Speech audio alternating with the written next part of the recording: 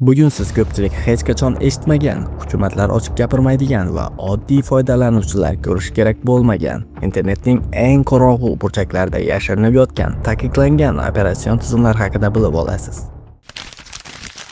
Operatsion sistemalar bu kompyuter yoki qurilmaning asosiy dasturiy ta'minoti hisoblanib, ilovalarni yuklash va ularning ishlashini nazorat qilish kabi vazifalarni bajaradi. Condemned apparatni yo'q qiluvchi tizim. Ko'pchiligimiz devor bilan o'ralgan bog' ichida yashaymiz. Xavfsiz, qonuniy va kuzatuv ostida. Biz ishlatadigan dasturlarni dunyo bilan bog'laydigan ko'prik deb bilamiz. Ammo bu devorlar tashqarisida umuman bo'lmasligi kerak bo'lgan operatsion tizimlar ham mavjud. Bular noqonuniy operatsion tizimlar. Ularning ichida eng qo'rqinchlisi Condemned. Bu shunchaki tarqatish taqiqlangan dastur emas. Bu kompyuteringiz uchun yozilgan raqamli o'lim xati. Dark webning eng yopiq, kuchli shifrlangan burchaklaridan chiqqan bu tizim bitta maqsad bilan yaratilgan: apparatni butunlay yo'q qilish. Ur qonangingdirdik. Yo'q qil raqibni. Raqib yo'q, hammamiz yo'q. Aslida ko'pchilik zararli dasturlar bank ma'lumotlaringizni o'g'irlash yoki fayllaringizni garovga olishni maqsad qiladi. Condemned esa boshqa yo'lni tanlaydi. U stolingizdagi kremniy chiplarni jismonan yo'q qilishni istaydi. Bu past darajadagi muhandislikning dahshatli namunasi bo'lib, BIOSdagi zamonaviy harorat himoyalarini chetlab o'tish uchun maxsus kodlangan. Tizim yuklana boshlashi bilan CPU ga haddan tashqari kuchlanish yuboradi. Elektr toki chiplar mo'ljallanmagan darajada oshiriladi. Shu bilan birga barcha sovutish ventilyatorlari va haroratni pasaytiruvchi mexanizmlar o'chirib qo'yiladi. Bir necha daqiqa ichida kompyuter ichidan erib ketadi. Ko'plab mamlakatlarda bu ISO faylni saqlash yoki tarqatish gibi terrorizm bilan teng darajada jiddiy jinoyat hisoblanadi. U mashina ichidagi arvohga o'xshaydi. Ortida faqat kuygan elektronika hidi qoladi.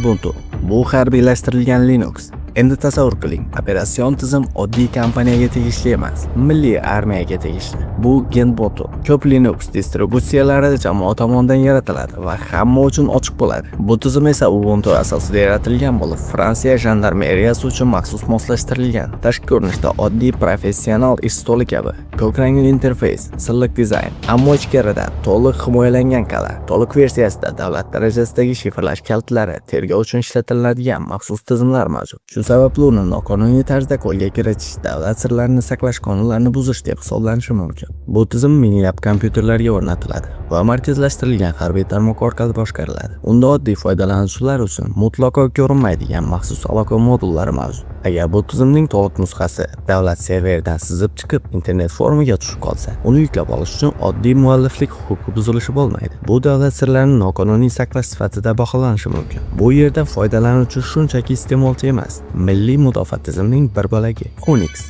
mashinadagi arvoh. Unix oddiy operatsion tizim emas, bu to'liq yo'q bo'lib ketish san'ati. Bugungi internetda har bir klik reklama tizimlari tomonidan kuzatiladi. Har bir IP manzil provayderlar tomonidan qayd etiladi. Unix esa bitta maqsad bilan yaratilgan: sizni deyarli ko'rinmas qilish. U tizim ma'lumotlarini bir necha qatlamli shifrlash va virtual mashinalar orqali o'tkazadi. Natijada ochiq internetga chiqishdan oldin barcha identifikatsiya belgilarini olib tashlaydi. U faqat IP manzilingizni yashirmaydi, hatto kompyuteringizning apparat izini ham yashiradi. Ba'zi mamlakatlarda shifrlangan Unix diskini saqlashning o'zi shubhali faoliyat sifatida qaralishi mumkin. Chunki bu darajadagi anonimlik odatda qonun ko'rishni istamaydigan faoliyatlar uchun ishlatiladi. Bu tizim haqiqiy ma'nodagi arvohga o'xshaydi. Navbatdagisiga to'xtalsak, paranoyaning operatsion tizimi.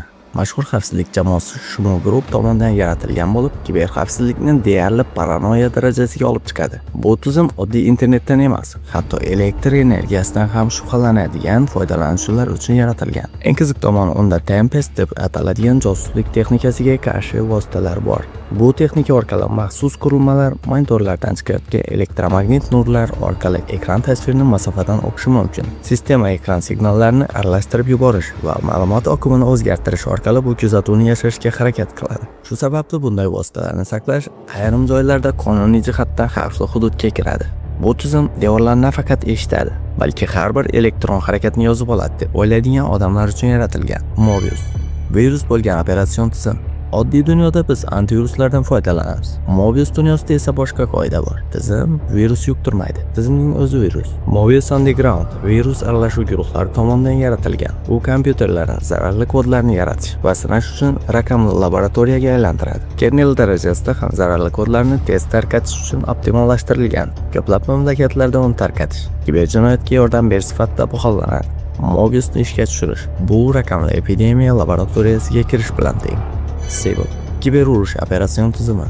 U sizdek oddiy foydalanuvchilar uchun mo'ljallanmagan. Bu tizim davlat darajasidagi kiberurush operatsiyalari uchun yaratilgan deb taxmin qilinadi. Kali Linux kabi vositalar xavfsizlik testlari uchun ishlatiladi. Sibyl esa sanoat tizimlarini, elektr stansiyalar, suv tozalash tizimlari va elektr tarmoqlarini boshqaruvchi tizimlarni nishonga olish uchun yaratilgan bo'lishi mumkin. Unda noid, kunlik eksploitlar va yopiq tarmoqlarga kirish protokollari mavjud. Bu aslida raqamli raketaga o'xshaydi.